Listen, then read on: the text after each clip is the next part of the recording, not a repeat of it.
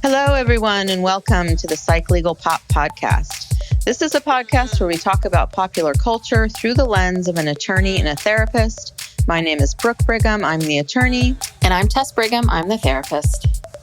And today we are going back to our Sister Wives Rewind. In September, when season 19 started, we took a break.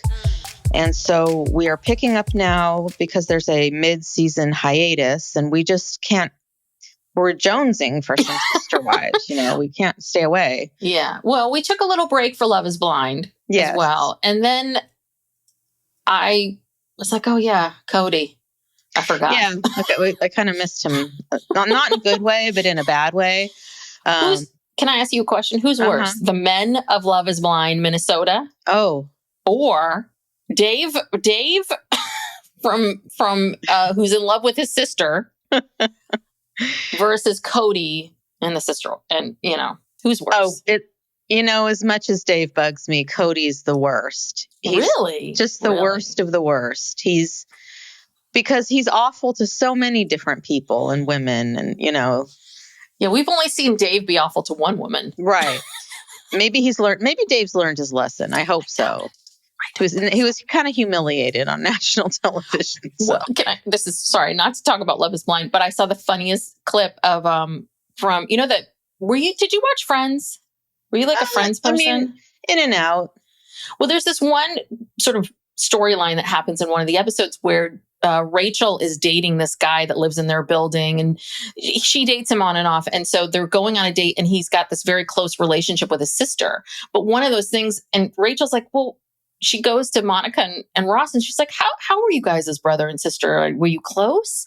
And she's trying to figure out, but I guess this guy and the sister, they're like super close. Like they're feeding each other food with their fingers. The guy drops some food on his lap and the sister's like cleaning it off. Mm-hmm. And someone wrote like Dave and his sister. Oh no. We don't even know. We've never even seen this sister. She could be perfectly delightful. He might have made that all up. Yeah. Blamed it on her and she was the scapegoat. But anyway.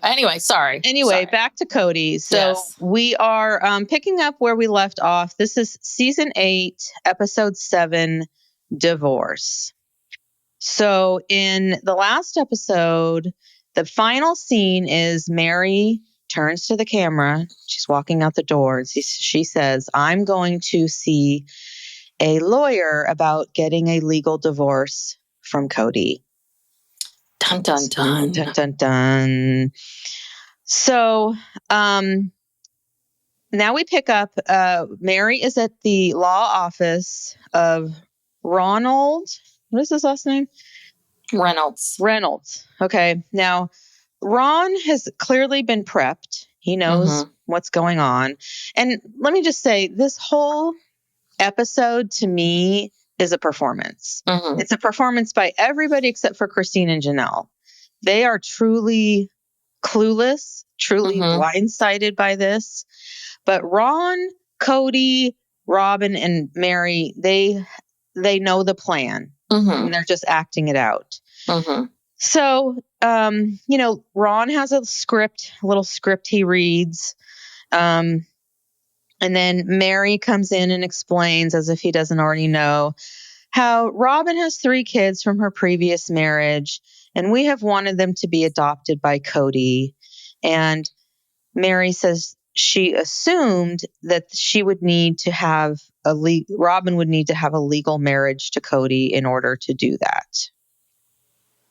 So she is, just setting this up, and she says Meri said she knew their relationship with Robyn's kids' relationship with their biological dad was not the most healthy. Mm-hmm. And if something happened to Robyn, we would not have any legal claim to Dayton, Aurora, and Brianna. So, and you've commented on this before, but if new listeners coming in, you don't know the law in Utah, but I remember you saying before that she doesn't have to have, Robyn and Kody don't legally have to be married, right? Or do they, in order for Kody to adopt the children? Yes. Well, I would say that it would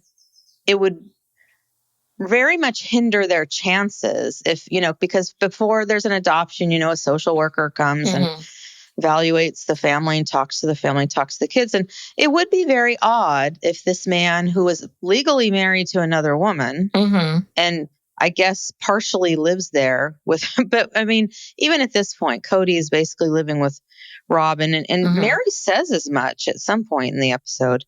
I think they probably would deny that. Really? If they weren't married? Probably. I mean, it could happen, but I don't think it would. I think that part is correct. But what is not necessarily correct is if something happened to Robyn that automatically they would just go back to live with their dad. Because like Robyn could, put in her will that if she dies, she would like Kody to be the guardian of her children. Okay. And he could go to court and he could petition and say, hey, the mother of these children, wants me to be the guardian, appoint, petition for guardianship. And then the standard is what's in the best interest of the children. And so if the children are in Las Vegas and they're happy and integrated into this family and they don't really have any contact with their biological father and he's in another state, then the court probably would say, well, it is in their best interest to stay with Kody and he be their guardian. So it's not necessarily true that they would have no legal claim over them. Okay. So my 2 cents, but, anyway, Meri claims she's just getting all the details before she approaches Kody and Robyn about this. And I don't think this is true. She's not going to approach them about it. They've already talked about this. And I feel like they've already talked about it going as far back as when Kody and Robyn first met. You think that they've been slyly putting subtle hints to Meri all these years? I think there were three points in time where I feel like this was planted. Okay. So remember in the beginning how, Meri and Robyn allegedly had this special relationship. But then later on, we hear stories about how Robyn and Kody fell in love. And it was like that they saw each other at church. And remember, Robyn got a lightning bolt. Yes. Through her body. She felt it. Yes. When they were in the attic at Josephine's having that romantic lunch and they were going over like how they first met and the electricity. Yeah. And so that's how they met. It had nothing to do with Meri. I think that is a red herring. I think that never happened. I think Meri was not the reason that Meri didn't bring Robyn in. They had to get Meri on board because Meri is the legal wife. And I thought that probably Kody and Robyn discussed this whole thing about her kids and then purposefully started being real cozy with Meri. Wait a minute. So your theory is that during the courting process, that very long 8 months or 10 months of courting, that they concocted this plan there. And then it was like, you know what, you really should let's cozy up to Meri. Yes. Robyn, you be friendly with her and you two create a bond. Yes. I really do. And then remember, so Christine said in an episode in December, this last December in season 19, she said that Robyn talked about other families where the first wife divorced the husband so he could marry the second wife and adopt the kids. Yes. She'd been talking about that since day one, and Christine believed that was a plant. Yes, I remember her talking about that. Yes. So I think Robyn came into the family talking about it. And then I think that whole surrogacy offer to Meri when Robyn volunteered to be a surrogate when they were doing that whole fake, are we going to do IVF? Are we going to have a baby thing? I think that was another plant. Like, if I do this for you, then you would do this for me. Knowing full well Meri doesn't want to have at that point, a baby. Yeah. So I think this has been a long game. Yeah. Oh no, this has been the long con for sure. The other question I had was, they never talked about this, but when they were fleeing Utah because of the investigation the investigation, wouldn't Robyn have to have gotten her ex's permission to move those kids out of the state of Utah? Well, they were already living in a different state from their father. Oh, that's right, because the dad was in Wyoming, right? Wyoming or Montana. One of the okay. two. Yeah. Okay. So she had already figured that out. Because I was just thinking when they were going through all this legal stuff with the kids, it was like, but seems like Robyn's been making a lot of moves with these kids and not really I'm not considering her ex at all. And anyway. Yeah, but if the father had been in state and if they had a custody agreement, it depends on the custody agreement and the laws of the state. But like in California, I know if you have joint legal and physical custody, I believe you have to get the permission. If you want to move out of state. I mean, I just know the things were right when you travel with your child out of the country. Without the other parent? Yeah, without the other parent. Like, you got to get some kind of written permission from the parent. Yeah, remember when we used to go on all those cruises when Layla was a minor, I always had to get her dad to, notarize some document. And they always asked for it every time. Yeah. To go on a cruise. So And in the country, that was because that was Alaska and then Hawaii. And then we went on that New England cruise. We went to Canada. Yeah. Yeah. But yeah. Not far, but they still want documentation. So that's why it feels like, she's been making a lot of decisions on behalf of her kids without her ex's input at all. That's what it has always been, what it seems like to me. Right. And she has always from day one talked about him in a negative way. Yes. And how it was just a terrible marriage and her kids they don't see their dad. They don't get child support. I mean, it's like, Robyn, that's really shady to be saying that on TV. Well, he has had correct family that have come out and disputed a lot of this. Yeah, he has. So anyway, then getting back into more legal intricacies here, Ron says to Meri, this divorce will be no problem. We're not dividing up, or you're not dividing up any property or debts. And I was like, hold on. These people have property and debts together. Yeah. So even though they're going from a legal marriage to a spiritual marriage, that's what I was thinking too. I'm like, but the law kind of doesn't care. No. That you're just going from one to the next. The law, I would assume that they would have to divide all this stuff up, right? Yeah. Well, it seems to me as though Meri is waiving. They get more into this later when Kody comes into the discussions. But Meri is waiving alimony. And we don't know. I when they went through that whole process of buying the homes, I don't think Kody was on title to her home. I can't remember. Or no, he was, because they were the only legal marriage. Yeah. Remember they had that whole discussion about how, for all intents and purposes, with the financing, Christine, Janelle, and Robyn were considered single women. So he must be on title to Meri's house in Las Vegas. These people have debts. They took out other debts jointly. Yes. So they do have community property assets and debts. So they just kind of go, we'll deal with that later. But can you do that? Can you deal with that later? I thought you had to have everything done.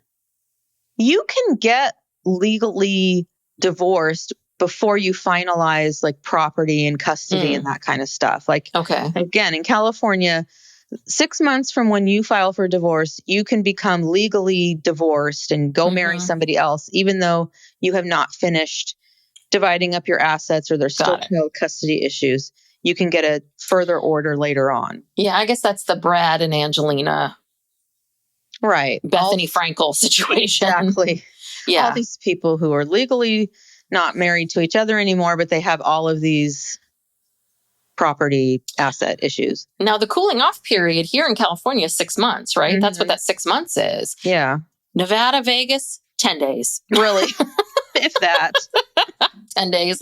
Yeah. You know, like a week, like a nice little vacation. Yeah. And yeah, this whole thing about how they don't have to address this is a bit crazy to me. But anyway, they're in a big hurry. They seem to be in a big hurry to get this done. So Meri gets her information. She's hitting all of her talking points in the interview. It's so fake. Well, do you think? Well, we can talk about that when we get there. Keep going. Okay. So let's see. Well, Meri goes home. Yeah, Meri, I'm looking. Okay, so I get confused. Sometimes I write down the coming up stuff and then it throws me off. Okay, so another thing that was a red flag to me is that, Meri says, okay, she tells Ron, go ahead, we're going to move. I'm moving forward. Mm-hmm. No word from Kody about whether he wants this or not. I mean, Ron has a conflict of interest here. He's purportedly representing both of them. Because if Meri were my client and she came in talking about how she's going to divorce Kody so he can marry someone else and it's got to be done right away and they're not going to divide anything, I'd be like, no, don't do that. Like that is not in Meri's best interest. That's what Kody wants. Yes. And so then Kody comes in later and he's just like, okay, I'm here. I want this. I want It's a conflict. Like Ron should not have done this. He should only be representing one party. Yes. You don't represent two parties. No, you are right. Which then sort of goes back to the theory of this has all been staged. Ron knew his lines. Right. That they both had to have come to him, right? That's the only way he could really confidently not tell Meri what to do. Well, right? Because they've already decided this is what they're going to do. Well, I mean, I guess if you're having an amicable divorce and you agree on everything, yeah, I mean, technically you could, I guess, both go to the same lawyer, but the lawyer would have to talk to both people and explain that there's a potential conflict and at the very least get them to sign something where they waive the conflict. And also, if he's, again, I keep going back to poor Meri, it's like if he is advising her to waive alimony, why in the world would he do that? Like, it just is bad advice. Yeah, no, it's a very good point. And why are we all in a rush so much? I mean, because we know the court system doesn't move quickly. I find it hard to believe that they absolutely have to do this. Yes, they need to get it done. And yes, it's better for them to get rolling on this process if this is step one, according to Robyn. But there is a lot of this secrecy. You're right. There's a lot of secrecy and there's a lot of, this is your part. Now this is your part. Now this is your part. Now, okay, now you do this. That is obviously not very authentic. Yeah. Robyn's in a hurry. Robyn and Kody are in a hurry. They're in a big hurry. And you can tell just Meri's demeanor throughout this entire episode. She seems like a scared little bird. You know what I mean? The way that she's talking and presenting, she's just very meek. She's not a meek person. No. She seems very meek. She seems afraid. She seems on the verge of tears the whole time. They've got her on that couch, like delivering so many lines, many lines of dialogue, to convince the audience that this is all okay. Yeah. Or that this was her idea. Right. This is her idea. Exactly. She has to pitch it like that. So she goes home, calls up Kody. Hey, are you and Robyn able to come over for a second? And Cody's like, yeah, Robyn's in the car with me. We're 10 minutes away. See you in a minute. It's like they're ready. They are ready off of stage left. Yes, ready to come in. You know, pretending they're in a car. Whoosh, whoosh. Yeah. 10 seconds later, they walk through the door. And then also Solomon is with them. Mm-hmm. So Solomon comes in and he, gives Meri a hug. And then all of a sudden they usher him off. Yeah. They've got a babysitter lined up. Yeah, so that was Mary's house. That was my question, because what I thought was weird is Solomon's what? A 1.5? 2? Yeah. Like, you're going to send him off to a room by himself and just be okay with that? And then I was like, there has to be someone there. Listen, Savannah can't go over. Savannah can't be alone. Like Savannah had to leave the house and go over and get babysat by Grandma Annie, right? Right. No, they've already got a babysitter set up in Mary's house. Yes. So again, this is all a show. Mm-hmm.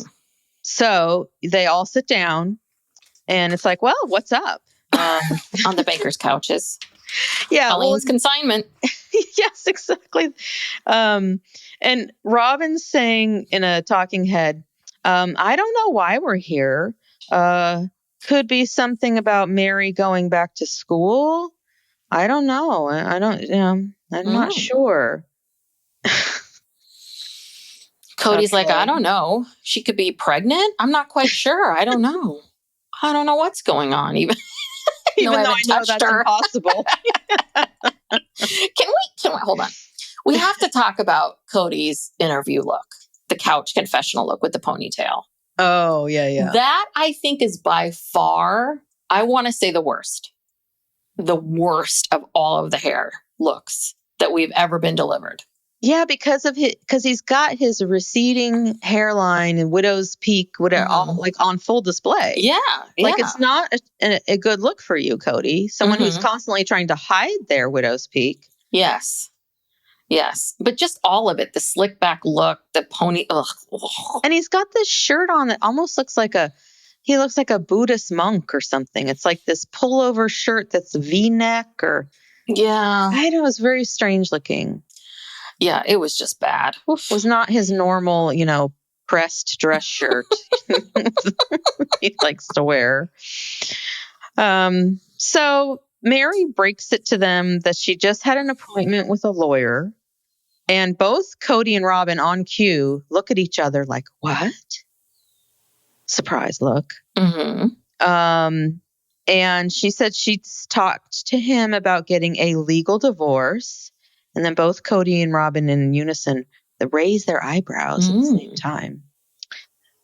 And then Meri breaks the news, what she's doing.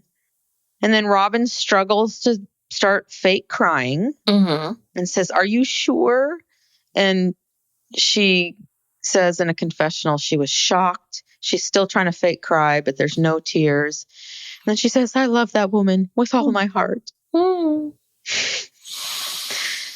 don't know. Well, this is where Kody gets into this whole thing of, we're bringing up the D word, the D, keeps talking about the D word.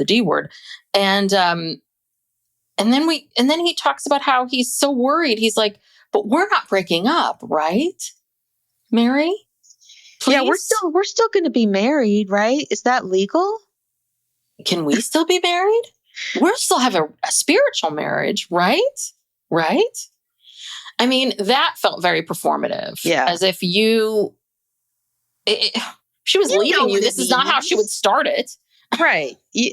Kody, you understand, you know what it means. You understand what's happening here. But yeah, this is just part of the act. And then Meri got a little kind of defensive and she said, well, it's no different than what you already have with Robyn, Christine, and Janelle. Mm-hmm. Kind of asserting herself like, yeah, you are still going to be spiritually married to me. Mm-hmm. And this is where Meri kind of almost slips out of character here because she's starting to worry like, oh my gosh, what am I doing? Yeah, I don't know. It's so hard to figure out what Meri's thinking at this point. If she's just, I mean, my guess would be, is I bet you anything, this was on his list. This was on his list of things. Didn't he give her the list when they first got to Vegas? One of the lists, I bet you on the list wasn't necessarily like, we need to divorce so I can marry Robyn. But I think it would be like, you need to be more mindful and thoughtful of your sister wives. And you need to be, you need to be more giving and blah, blah, blah, blah, blah. Because they always go back to the fact that Kody doesn't want the state to be in his marriage. Then why did you get a legal marriage? Right. And then now you're going to go get another one. Yeah. Yeah.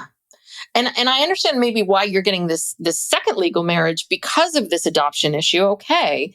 But they keep throwing this off like, well, we got this legal marriage because it's just what you quote unquote do. And it's like, well, if you don't want the legal marriage, then why are you getting the legal marriage? And quite frankly, I believe that you all would all have legal marriages if you were allowed to have legal marriages. You all would. I mean, that's just a bunch of BS. So that's the part that drives me crazy. It's like, no, this legal marriage does mean something. You are getting something from this legal marriage. Yeah. And also, Robyn points out that legally, if Kody died, whoever was his legal wife would be the one who would, have claim to his estate. And she even talks about later on the responsibility of making sure that the other wives are taken care of. And Meri's always had that responsibility, but now it's going to go to her. And she thinks that she can handle it and do a good job. And I mean, really, legally, there's nothing that requires her to give anybody anything if Kody dies. Yeah. And I highly doubt she would. Yeah. So that's another thing Meri's giving up. Yes. She's giving up that control. Yep. She's giving up a lot. And and they haven't even been in Vegas that long. Robyn hasn't even been in the family that long. Because at one point, I feel like she says that I don't know if it was 4 years. It was 4 years marriage. She'd been in their lives for 5 years, married 4. Yeah, and they just got into the houses last year. Yeah. Less than a year ago, not that long. So they had to get in the houses first before they really hit this home with Meri. Right. Houses first, and then let's work on Meri. Yes. No, they have a plan, and they have been working on this plan, Kody and Robyn. So then there's a lot of Robyn fake crying, saying, I wish it didn't have to be like this, and talking about her ex-husband and blah, blah, blah. And while they're all talking, they're showing all these pictures of Robyn and Kody and her kids. But they have a lot of pictures together. Yeah, they do. A lot of family pictures. A lot more than I feel like the other people have. And Kody then says, well, all I can say is thanks. Robyn fake cries and hugs Meri as Kody looks on. But Kody doesn't hug Meri. No. So... Well, and that's the other part of it too, is if this was truly if the idea of why they did all of this was for the family, for the greater good of the family, then it just seems very weird to then thank Meri for that. Well, thanks, Meri. Like as if you just loaned her some gum. Yeah. Or something. Okay, well, thanks. Thanks for doing that. Thanks for picking up my groceries. Thanks for, this very casual way of saying it. I don't know. It's, you're really convincing me. When I was rewatching the episode, I, of course, got sucked in because I'm such a sucker. I got sucked in. I'm like, maybe this is all real. Oh, Tess, have you learned nothing? But I know. But Robyn did. I mean, while I didn't see tears, I did see water in her eyes. I did see something happening there. So, but maybe she's just so grateful that it's actually happening finally. It's tears of joy. Yeah. That she's finally getting her way. Who knows? So now Kody and Meri have to tell Leon. And, Kody waltzes in, acts like he's just there to kind of do a chore and get out. Which he basically did. Yeah, he did. Yeah. He was very cold about this. Very, very cold. And the body language, so Leon comes down, sits in a chair.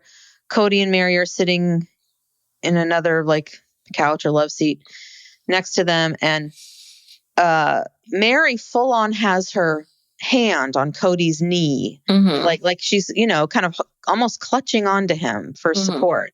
He's not even touching her. He has his hand behind her, resting on the couch. He's not even touching her. And I think he has his arm around the couch, but not touching her. Yeah, Robyn won't like it if he's touching her. But it's like she has to do this difficult thing to tell Leon. It's difficult for her. Leon takes it well. I think that they realize that maybe this was coming, and it's, again, for the greater good of the family, because Leon cares about these kids and considers them siblings. So Leon takes it very well. Well, and I'm sorry, is Leon gone yet?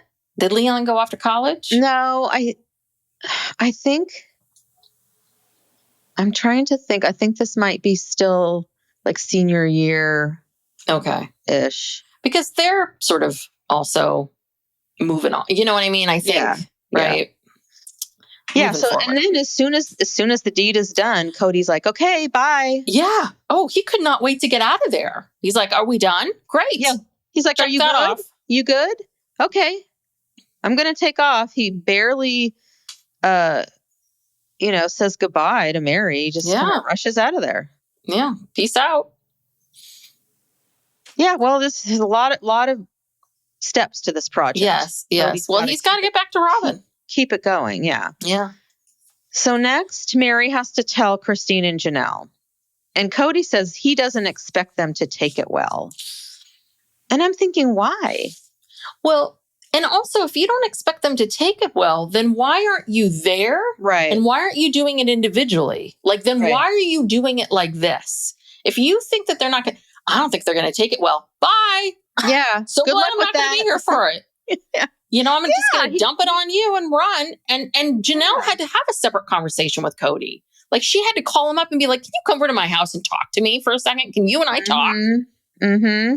Yeah, this was done so poorly because they were blindsided. Yeah. And so Robyn is there, I guess, as a buffer or something. But yeah, the fact that Kody was not there as well was really crappy. And so, Christine reacts very positively. And again, they ask before the meeting, they ask both Janelle and Christine, well, why do you think Meri wants to meet with you? And they both kind of say the same thing. Well, maybe she's going back to school.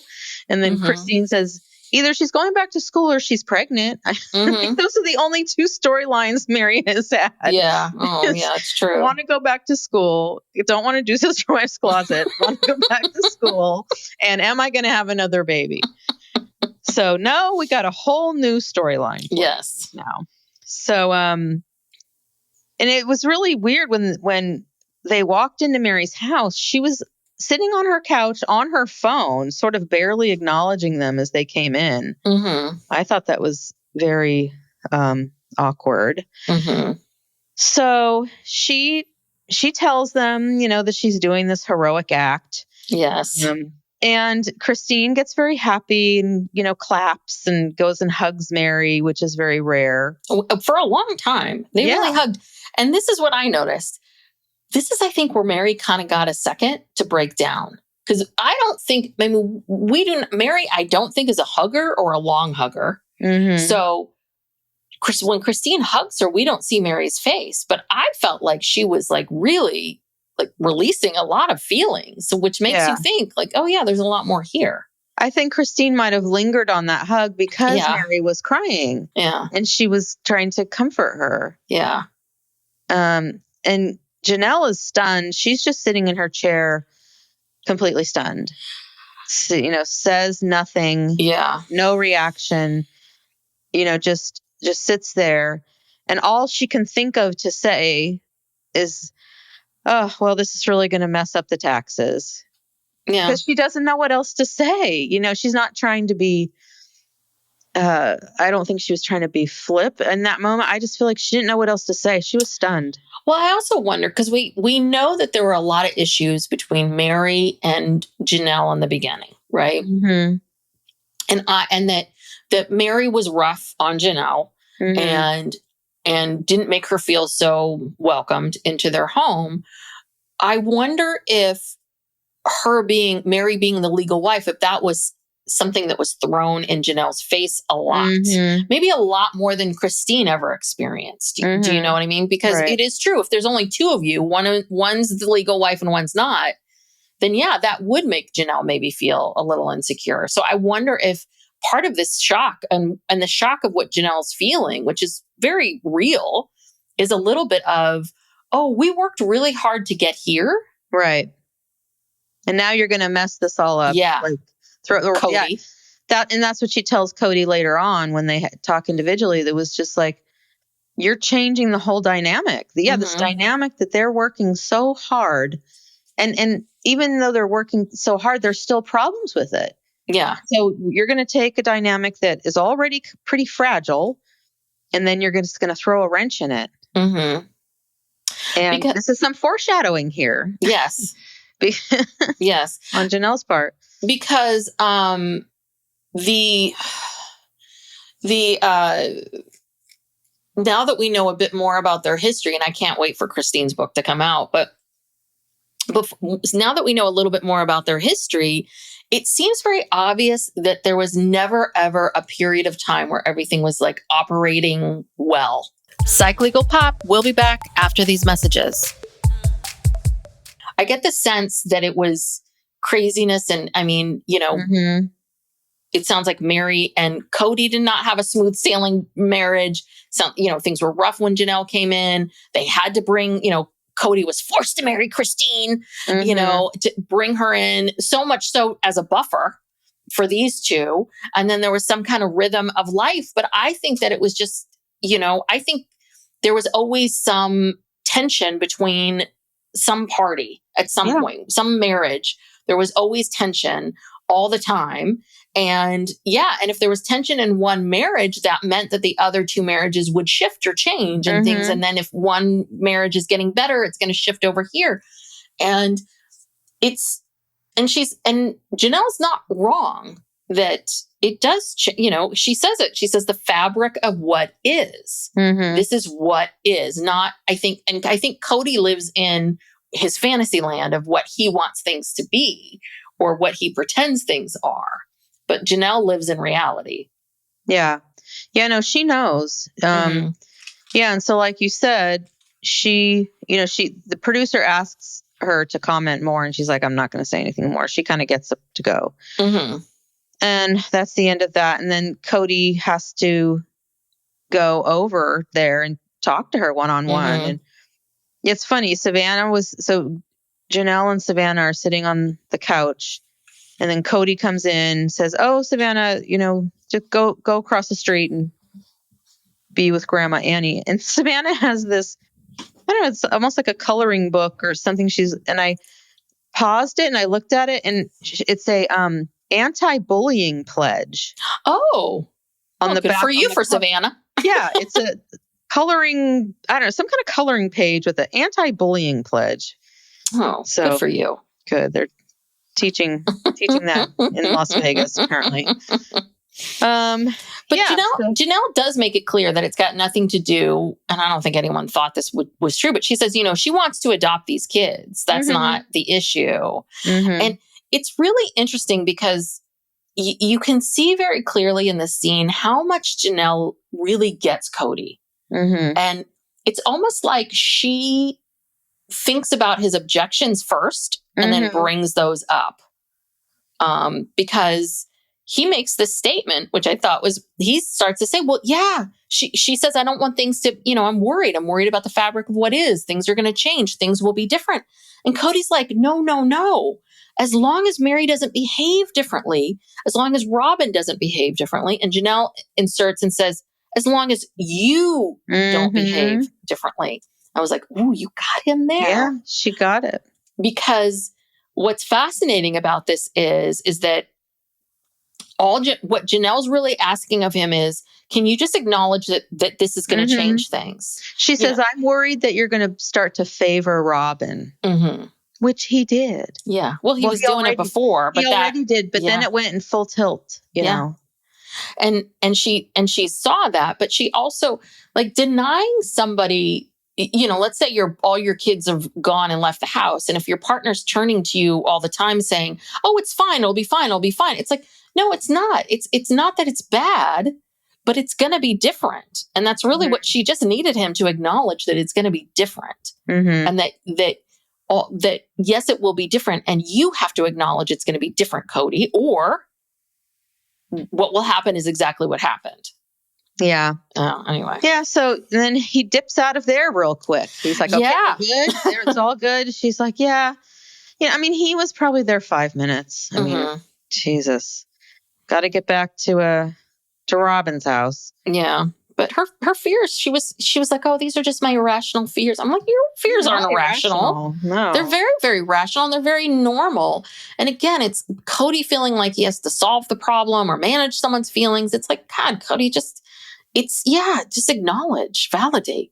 You don't have to stay there that much longer to do that. Anyway, he's got things to do. So then, I don't know, the next scene is Meri is printing out the divorce papers. Why? Okay. I don't know. That's my question. Like, do you have, I would think that the attorney, don't you put all someone's divorce papers together and give it to them and send it to them? Do you make your clients to print out their own forms? Well, I think he probably sent her the papers to review, to just read and review, so that if there's anything that needs to be changed, he can change it before they get there to sign it. And, she prints it out and she's kind of reading it, and it's upsetting to her, and she's not feeling well. She says she feels dizzy, and it's like, honey, that's stress. You're stressed. Yeah. That's why you're dizzy. Well, she says, I've been having dizzy spells on and off for 15 years. And I wrote, wonder why? Yeah. Isn't it about the time when, you started this plural family stuff?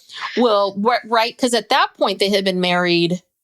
Well, at that point that we're in, it's about 25. They had been married about 25 years. Right. Well, no, they had just had their 20th anniversary. At the beginning of the show. At the beginning. Okay. Yeah. Yeah. And now we're 4 or 5 years later. Well, she's obviously very stressed. Yeah. Kody, Yeah. Kody, on the other hand, is giddy. He's so excited. And she's trying to get him to look at these papers, and he doesn't care. Oh no. Robyn's been promising of a very special honeymoon. A very special evening tonight. If he can make all this happen for her. Post-divorce. Post-divorce, yeah. Yes. So, and then Meri, I don't think this was really her idea, but she asked Robyn to come with them to be a witness. And actually, you don't need a witness because they notarize the documents.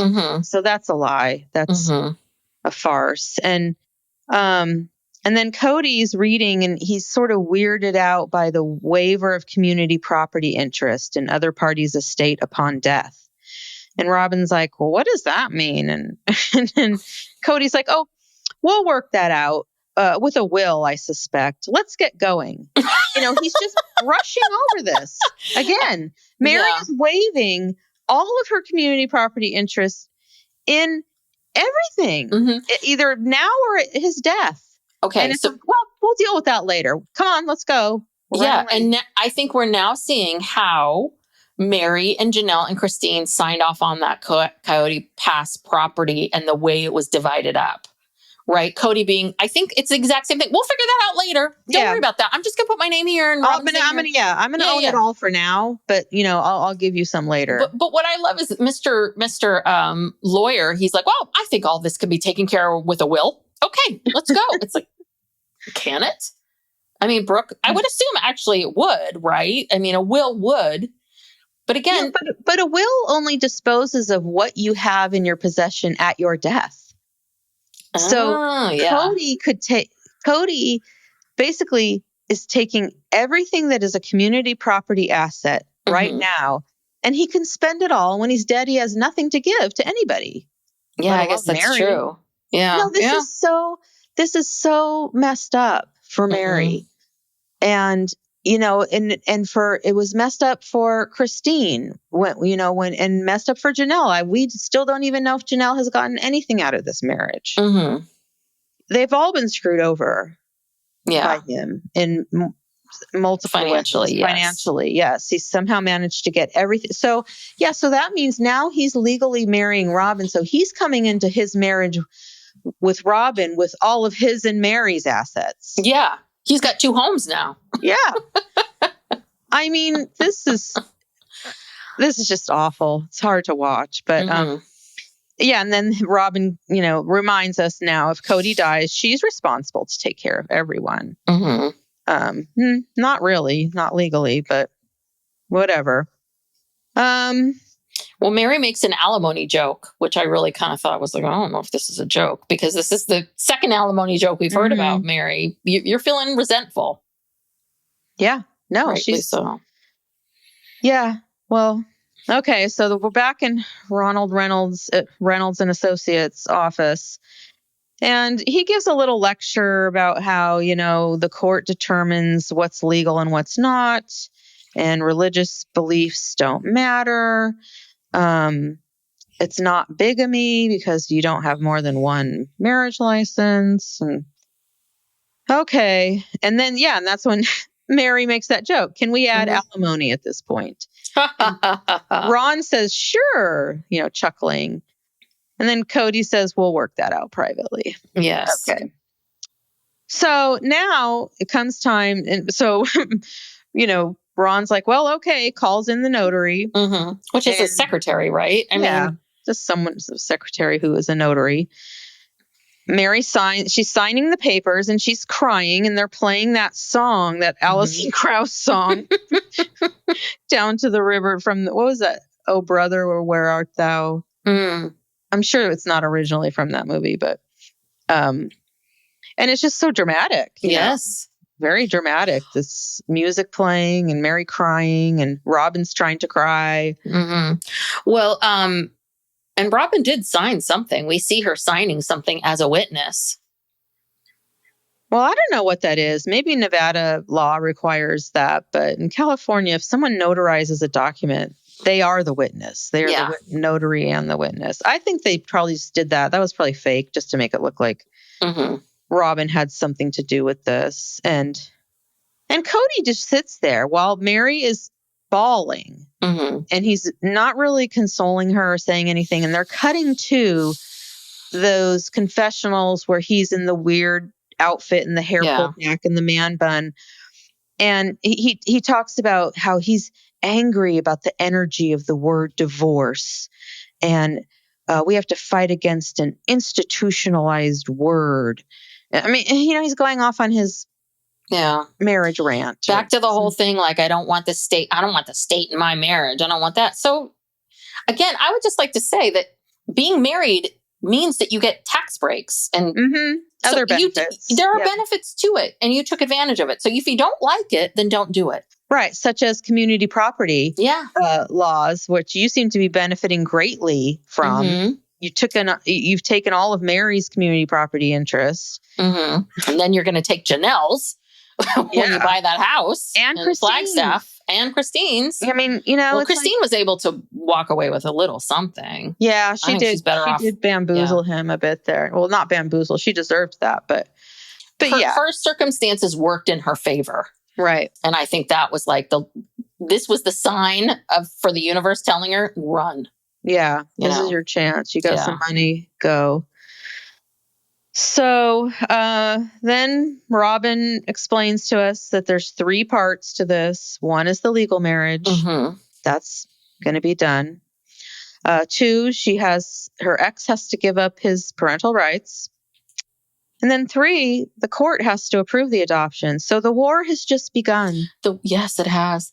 And this is one battle that they won. But I bet you anything, more I think about this, I bet you anything that the minute they started dating and they decided to get married, that she must have consulted with some sort of an attorney or read this somewhere. Yeah. And that because this is very well rehearsed. Yes. The three pillars or the 3 stops, right?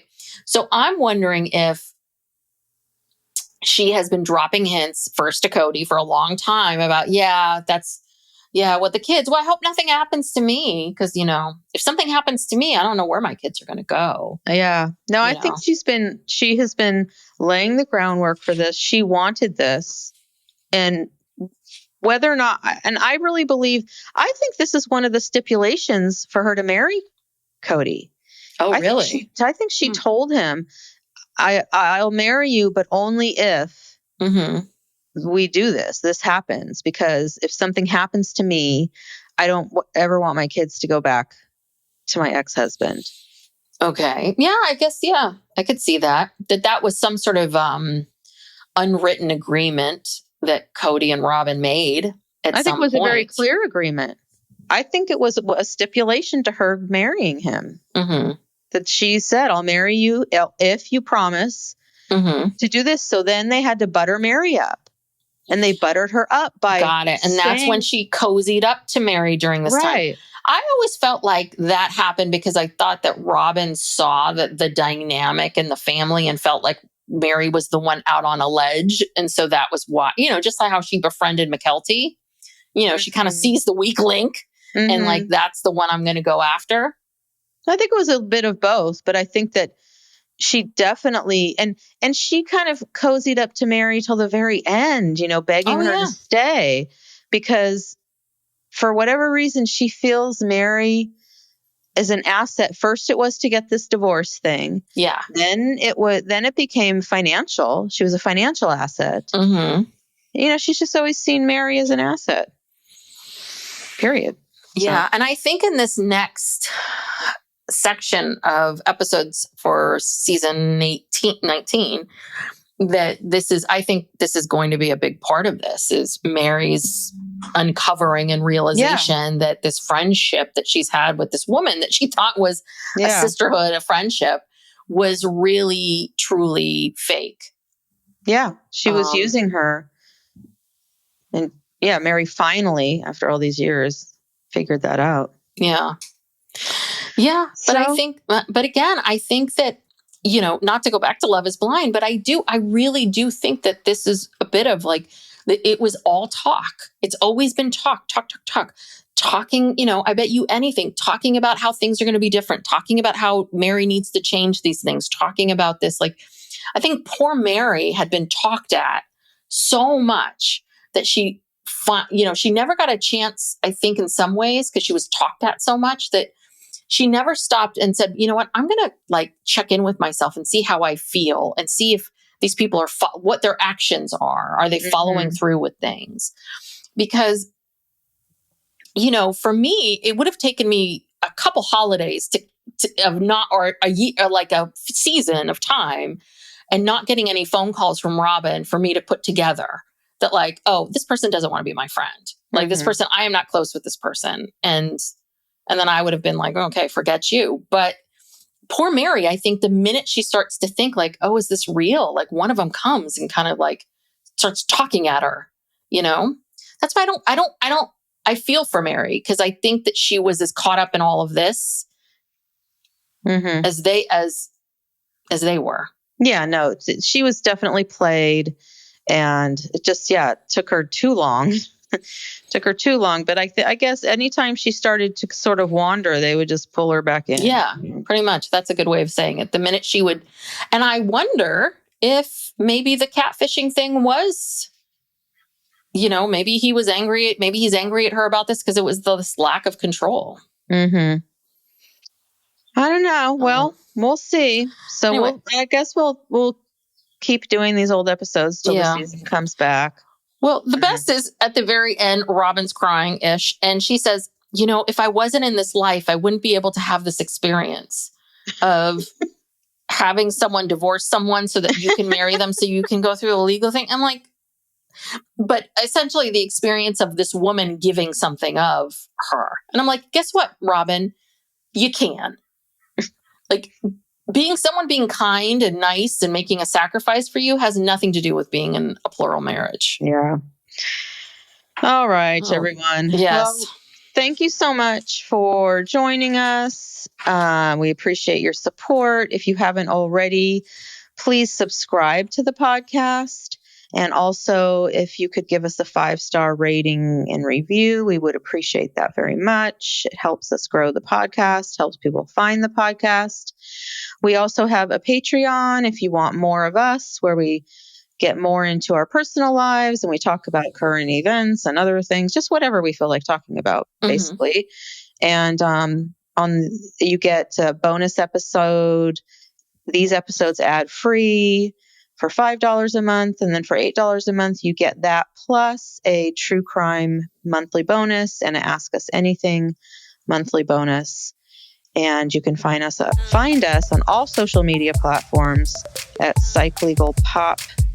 And that's everywhere, Instagram, TikTok, all of it. Yes. So, see you next time. Yeah. Bye. Bye.